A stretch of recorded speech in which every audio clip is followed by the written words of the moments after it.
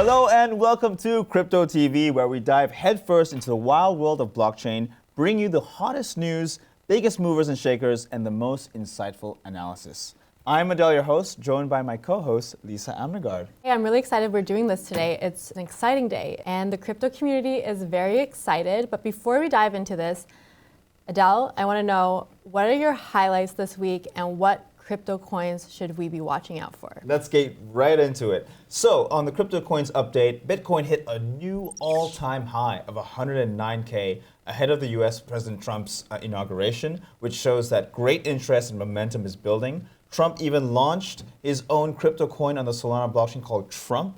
It was last Friday, drawing vast amounts of attention internationally, and it's the first ever thing that a president has done in the US. So that's really cool. In the same breath, the incoming US First Lady, the wife of Donald Trump, Melania Trump, also followed his lead by launching her own coin called Melania. And it's really interesting because, like you said, there's been no other US president who has launched a meme coin or any type of cryptocurrency of any sort. But even though it's gained so much momentum in just 2 days, there's also a lot of controversy because this is an incoming president, and his duty, he's voted by the people, his duty is to serve the people. Many people have criticized this, including the former Trump White House communications director, Anthony Scaramucci, who posted on X, "The most dangerous thing for the country about the Trump coin is what comes next. Now, anyone in the world can essentially deposit money into the bank account of the president of the USA with a couple of clicks. Every favor, geopolitical, corporate, or personal, is now on sale, right out in the open." So what do you think about this? This is really interesting because, when a US president takes on the job, in office to serve the people, you're here to serve everyday people, from workers, 9-to-5 people, the middle class, the upper class. And when you come in launching a meme coin, it almost shows that you're here for the financial gain. And this job is a very serious one. You're supposed to serve all kinds of people here, but you're coming in launching a coin. What does that say about the president? And I think that's one of the controversies of Donald Trump. Yeah, and many people are also criticizing the fact that the Trump organization, they own 80% of the tokens itself. True. So I don't know what you think about that. Well, the first thing I think about is a rug pull, the potential of a rug pull, because which means are kind that's what they're designed to do. No, I shouldn't say that. They're not designed for that. Well, they're designed for making money and fun and jokes and things like this. But when you own 80% of it and only 20% is for the people, you can dump any time. And that can mean, of course, disappointment for people who trusted Trump. But the biggest controversy comes from the fact that will this meme coin help everyday people? And I just find it's interesting as well because the US has been scrutinized for its unclarity when it comes to cryptocurrencies and regulation. And then we have an incoming president who is very crypto pro-friendly, but there's still no real clarity whether a crypto coin or meme coin is a security. That is true, yes. So it's definitely caused a large momentum in the industry, and people are very excited. And it shows that he's ready to take office. But when it comes to other coins, what coins have you been eyeing out? Coming back to our coins update, we saw in the last 7 days, Bitcoin hitting 108K, official Trump hitting $55, XRP at $3.30, Solana at $265, and Ethereum at $3,385. People are anticipating that if this will be the year that Ethereum hits 4K or even beyond. Now, this is really interesting because these coins are not happening for no reason. There are trends that come with the fact that Trump is taking office. Yeah, there are some expectations as well. Of course, 100% on the expectations to make money. But I feel this is going to be the year that regulation is going to have to keep up with coins being a trending topic. So regulation has to, because without regulation and law, you get fines, violators, and you get prosecution. So this is going to be a big work for the regulators of the US and around the world. Yeah, definitely, because the US itself has been a country scrutinized by many True. crypto companies just because people don't really know what they're building or how it's going to be regulated. So Lisa, what are your highlights from today? Well, one of my highlights is that the crypto community could be seeing some regulatory changes in the US much sooner than they think. According to reports, Trump is expected to sign at least one executive order related to crypto as soon as he is inside the Oval Office after inauguration. Republican officials at the SEC also suggest that preparations are in place to determine whether cryptocurrency is a security or not. And the key figures driving this is SEC Commissioners Hester Pierce, known as the Crypto Mother, and also Mark Yida. And they're also going to be reviewing some ongoing crypto enforcement cases, which will signal a more lenient approach. So this is what I mean has been one of the biggest hurdles for US companies or any crypto company wanting to do business in the US because they don't really know what they are, when they're building something, whether that is going to eventually get them fines or even worse, land them in jail. So this could definitely open up a floodgate of innovation and that's true. And I have a point to make on capital. this. I think this is like I said earlier, it's going to force regulators to keep up because all this is happening. The regulators are going to be looking at this and they're going to say, look, we need to get our law and regulations in order because if we don't, these individuals, some of them can get hurt really bad by the markets and they end up complaining and it can be bad for jobs because if you invested your whole life savings into something and you lost it, right? That means you're out of job, and that's bad for the economy. So the SEC looks at the lens of what is good for the economy as a whole. How can we protect everyday people? Yeah, so these discussions are said to be taking place now, and we could have some answers as soon as the end of this week, according to reports. So we'll definitely see, and yeah, this would definitely attract more money into the US and create a more flourishing business for the crypto community. But when it comes to blockchain institutional adoption, what are your highlights? Oh, we've seen quite a few potential acquisitions and acquisitions as well. So one of them being MoonPay acquiring Helio, which is a fiat to crypto on-ramp company, announcing a $175 million acquisition of Helio, which is a payment processor that allows business to accept payments in crypto. This is good because now he can, well, not only process payments in crypto, but for those who have a preference, who earn in crypto, who use crypto on a daily basis, can now have a better experience, a better, smoother experience in accepting payments in crypto. Another news is Chain Analysis acquiring Alteria for $150 million. Alteria is a fraud prevention firm preventing crypto frauds from happening. So for those who are naturally involved in meme coins or have been affected by scams and are on the lookout for any scams, this could help prevent scams by scouting them before they happen. This is great. This is great news. Right, and finally, Deribit, another one of the largest derivatives crypto trading platforms, has expressed interest to sell itself to Kraken, but Kraken declined. It hasn't been confirmed. I think they may be still looking at it, but Deribit has been valued at $4 to $5 billion. International crypto exchange Kraken had reviewed buying it, but had declined. It had not proceeded with an offer, but still shows interest in crypto and blockchain adoption. But I want to know what's happening in the Dubai space that you've been looking into. Well, I have some very exciting news. So Dubai is getting their very own crypto tower, which will be built in JLT. And this project is a joint venture between the DMCC and REIT Development, aiming to attract more crypto startups, but as well as established Web3 and blockchain companies.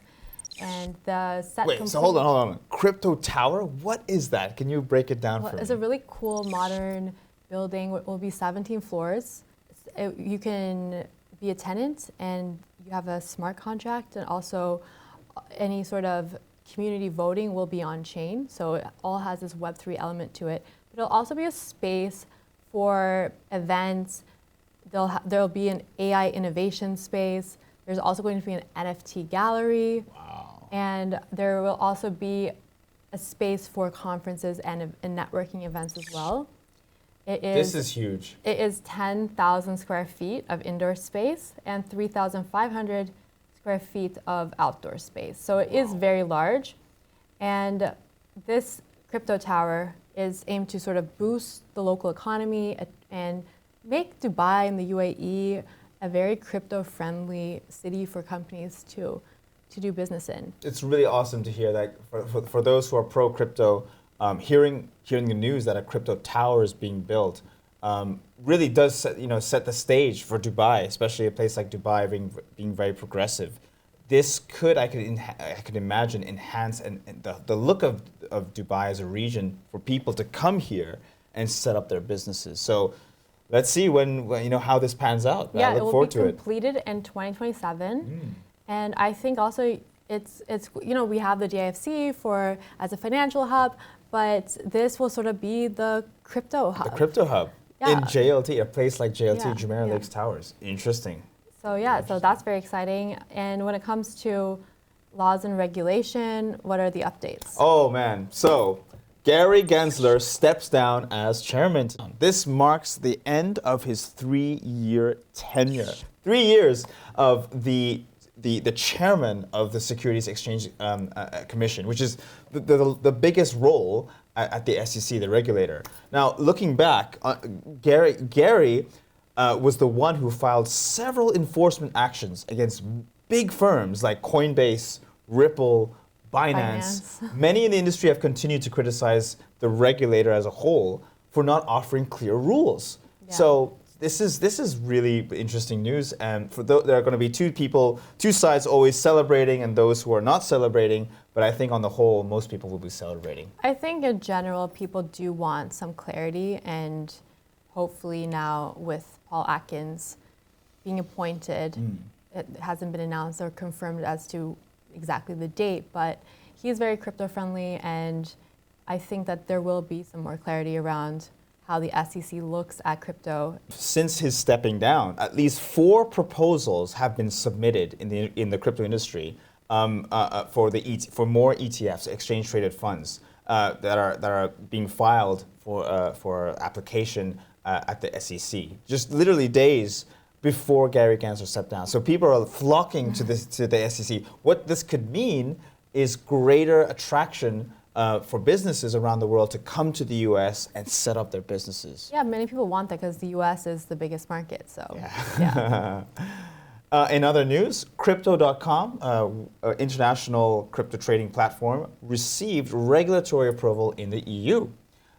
They are a major crypto exchange and has secured a license under the Markets in Crypto Assets Act, which operates in the EU. So that's a big win for Crypto.com.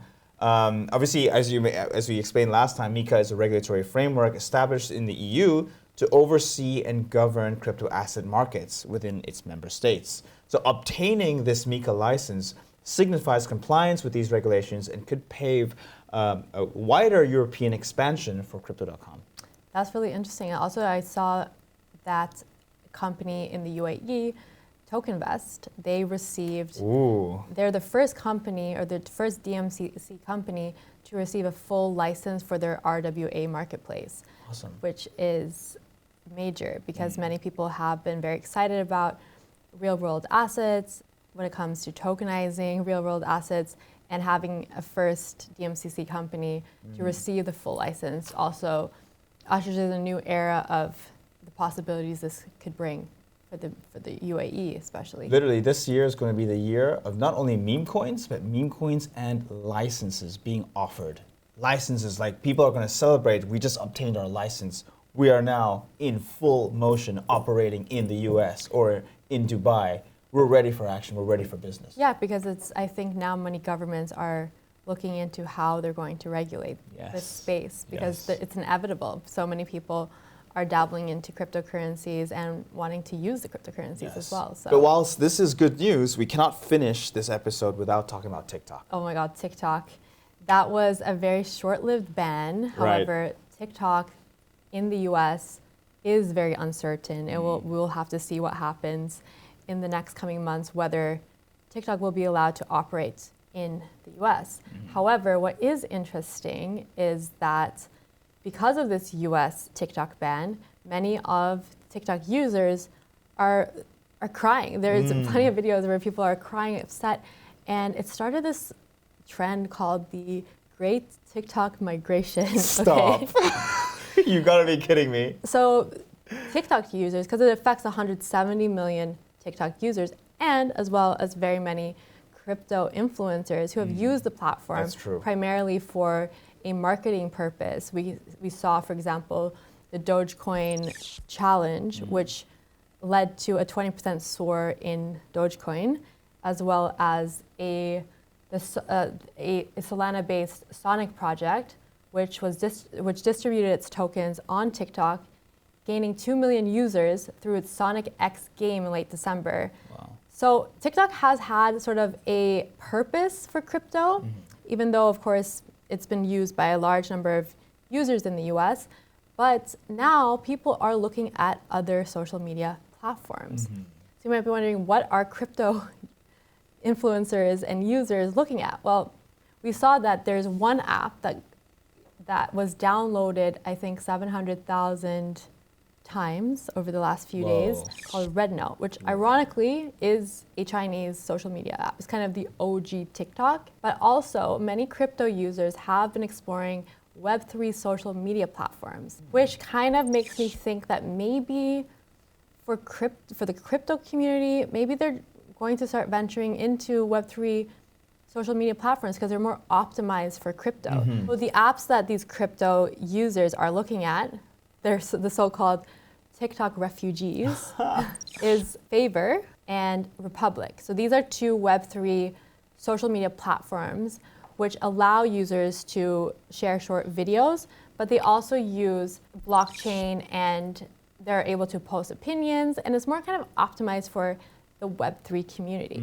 So we'll see if this is the death of Web2 for crypto users. Wow, that's going to be really interesting to watch. I mean, I've got one app called Forecaster. It's Web3 based. It's definitely on the blockchain, but I'm not very active. And I think this shift from TikTok to Rednote or to alternative, well, on the one side, it's going to really be devastating for those who had existing accounts. And having to remake them, or I don't know what's going to happen with. Some people have made their living off of TikTok. Yeah, correct. Their absolute living and their whole personal branding. But it does go to show that when you enter any platform, you are dependent on the company. Yeah. Your data isn't yours; it belongs to the company. And if they shut down, you shut down. Yeah. And so these Web3, this could be a wake-up call for these Web3 new platforms to say, if we shut down, you still keep your stuff. You still keep your branding because we are decentralized. Exactly. So this could be these Web3 social media platforms, they allow you to own your own content and have a bit more control. I would say the only downside would be that TikTok, even Instagram, YouTube even, is kind of a way to bridge the Web2 community and the Web3 community for, let's say, a younger audience or people that are dabbling into these spaces for the first time and perhaps not having, I mean, obviously there's Instagram and X and all these other apps, but TikTok has played a major role in this as well. So we'll definitely have to see what happens to TikTok. The last thing, do you think, there was news about this YouTuber called Mr. Beast wanting to buy TikTok. He's one person wanting to buy it. Do you think this could be a hype boost because he's a social media content creator? Could it just be hype for his own personal branding, or do you think he's actually going to go ahead with it? I mean, what's the value of TikTok? I mean, there's still lots. I mean, how many? 170 million users, you said? Yeah. I forgot. But well, no, that's just in the U.S. That's just in the U.S. Yeah. But around the world. But TikTok is. I mean, the one thing that TikTok has done well is that nobody's able to replicate the algorithm that TikTok has, and also it has a very large music database that have drawn a lot of people to TikTok platform. Whereas other social media apps such as Instagram and Snapchat, people are just not using it in the same way as they have done with TikTok. So in terms of how much they value TikTok at, I don't know. That's an input question. If this YouTuber could buy it, maybe he can. And I think it's just, we have to wait and see what happens. Trump has made a pledge to save TikTok. So we'll see if he'll be able to, because the Supreme Court did uphold their decision, which was signed earlier last year. So it is a kind of tricky space to save TikTok, but Trump has made a pledge to save it. to save it. So we'll see what happens, definitely. I guess we'll see about that. Well, that is all we have for today. Thank you so much for watching. Hope you found this insightful. I'm Adele Burton. And I'm Lisa Amnegard, and you're watching Crypto TV. And we'll see you next time. Cheers!